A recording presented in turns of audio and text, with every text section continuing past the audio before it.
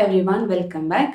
അപ്പോൾ ഇന്നത്തെ ക്ലാസ്സിൽ നമുക്ക് സാധാരണയായിട്ട് ഉപയോഗിക്കാൻ പറ്റുന്ന കുറച്ച് കുഞ്ഞു കുഞ്ഞു സെൻറ്റൻസുകൾ പഠിക്കാം കേട്ടോ. അപ്പോൾ എല്ലാവർക്കും യൂസ്ഫുൾ ആവുന്ന തരത്തിലുള്ള സെൻറ്റൻസുകളാണ് കേട്ടോ. അപ്പോൾ എന്തായാലും എല്ലാവരും വീഡിയോ മുഴുവനായിട്ട് ശ്രദ്ധിച്ച് കേൾക്കാം കേട്ടോ. ഓക്കെ, അപ്പോൾ നമുക്ക് ക്ലാസ്സിലോട്ടോ പോവാം. അപ്പോൾ ഫസ്റ്റ് സെൻറ്റൻസ്, അവർ എന്നും രാവിലെ വരാറുണ്ടോ? അവരെന്നും രാവിലെ വരാറുണ്ടോ? ഇതെങ്ങനെ നമുക്ക് ഇംഗ്ലീഷിൽ പറയാം? വരാറുണ്ടോ, ചെയ്യാറുണ്ടോ? ഇതൊരു ശീലമാണ് അല്ലേ? അപ്പൊ ശീലങ്ങളൊക്കെ നമ്മൾ ഏത് ടെൻസിലാണ് പറയാമെന്നാണ് പഠിച്ചിട്ടുള്ളത്? സിമ്പിൾ പ്രസന്റ് ടെൻസിലാണ് അല്ലേ? അപ്പൊ ഇതൊരു ക്വസ്റ്റ്യൻ ആണ്, അതുകൊണ്ട് നമുക്ക് ഇങ്ങനെ ചോദിക്കാം. ഓക്കെ, ഡു വെച്ചിട്ട് വേണം ചോദിക്കാനായിട്ടില്ലേ? അപ്പൊ ഡു ദേ കം, അവർ വരാറുണ്ടോ? ഡു ദേ കം, അവർ വരാറുണ്ടോ എന്നായില്ലേ? ഇവിടെ, here. Do they come here, എന്നും രാവിലെ എങ്ങനെ പറയാ? Every morning.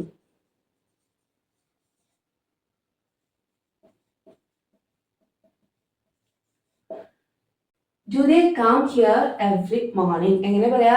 Do they come here every morning? Okay, അപ്പൊ നമ്മൾ ശീലങ്ങളൊക്കെ പറയുന്നത് സിമ്പിൾ പ്രസന്റ് ടെൻസിലാണ് കേട്ടോ. അപ്പൊ ഇതൊരു ക്വസ്റ്റ്യൻ ആയതുകൊണ്ട് നമ്മൾ ഡു വെച്ചിട്ട് തുടങ്ങി. ക്ലിയർ? നെക്സ്റ്റ്, നീ എന്തിനാണ് അവിടെ പോയത്? നീ എന്തിനാണ് അവിടെ പോയത്? ചെയ്ത് കഴിഞ്ഞ കാര്യമാണ് അല്ലേ? ചെയ്ത് കഴിഞ്ഞ കാര്യങ്ങൾ നമ്മൾ എങ്ങനെയാ പറയാ?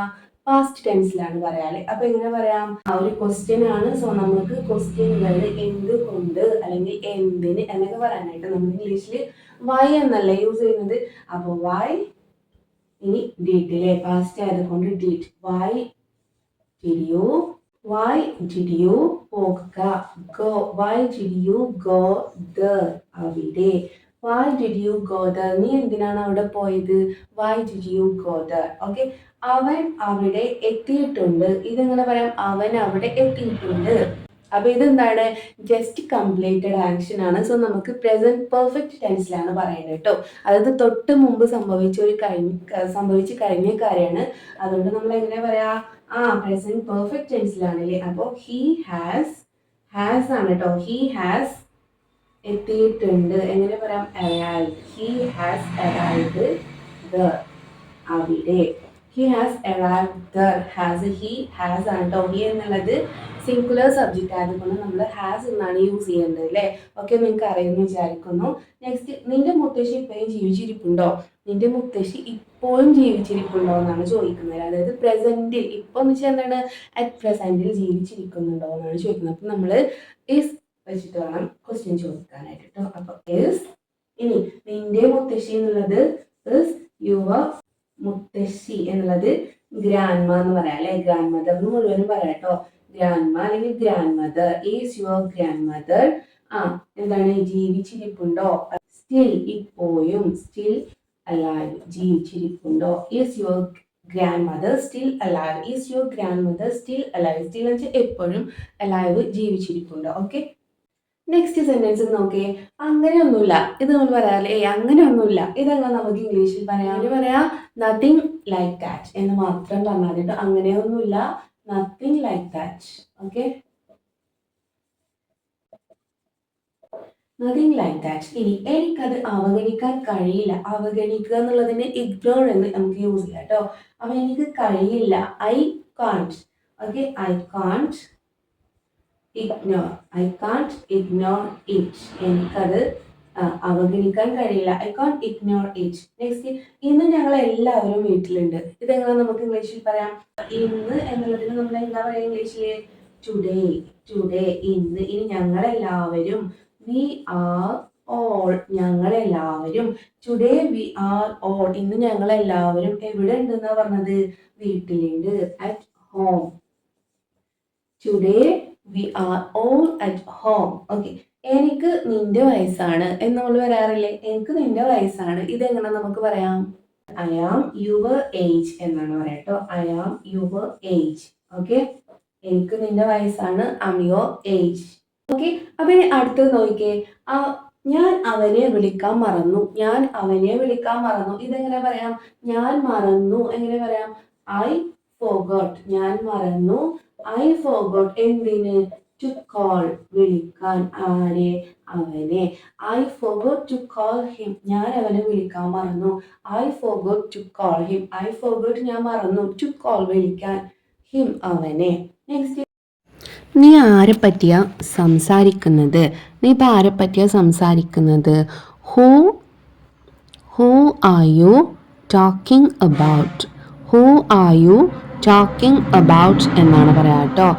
ഓക്കെ, എന്നൊക്കെ പറയില്ല നമ്മൾ അവനെ കുറിച്ച്, അബൌട്ട് ഹിം, അവളെ കുറിച്ച് അല്ലെങ്കിൽ അവളെ പറ്റി, അബൌട്ട് ഹർ, ഇങ്ങനെയാണ് മീനിങ് വരാം കേട്ടോ. അപ്പോൾ who are you talking about. ഇനി എൻ്റെ സഹോദരിമാരിൽ ഒരാൾ ടീച്ചറാണ്. ഇതെങ്ങനെ നമുക്ക് ഇംഗ്ലീഷിൽ പറയാം?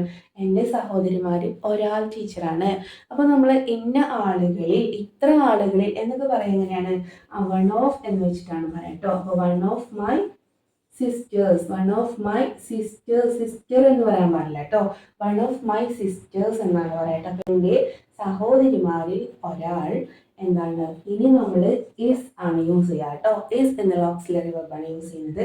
One of my sisters, are എന്ന് യൂസ് ചെയ്യാൻ പാടില്ല, തെറ്റാട്ടോ. One of my sisters is എന്താണ്? A teacher.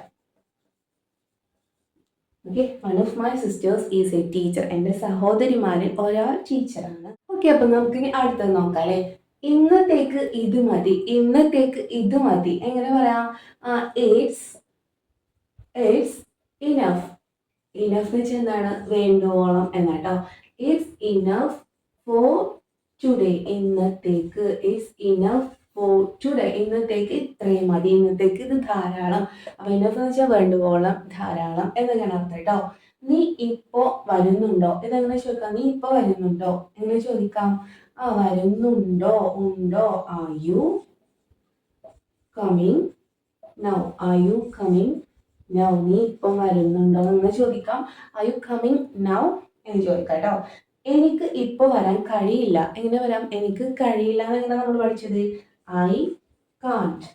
I can't come. എനിക്ക് വരാൻ കഴിയില്ല ഇപ്പം.